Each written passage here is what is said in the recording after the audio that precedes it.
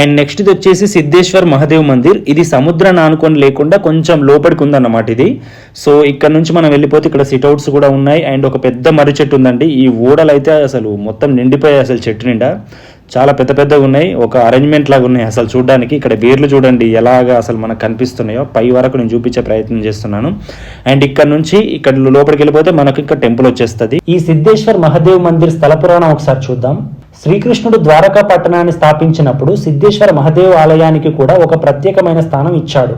ఈ ఆలయంలోని లింగం చాలా పురాతనమైనది మరియు ఆత్మలింగంగా పరిగణించబడుతుంది.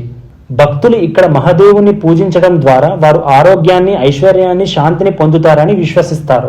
నా బ్యాక్గ్రౌండ్ లో ఉన్నాయన్నీ కూడా సమాధులు అనుకుంటున్నా. ఒకవేళ ఇవి అది సమాధులు కాకుండా మీకు తెలిసి ఇంకా వేరే ఏదైనా ఉంటే ఖచ్చితంగా కామెంట్ బాక్స్ లో తెలియచేయండి అవి ఏంటని చెప్పేసి అని.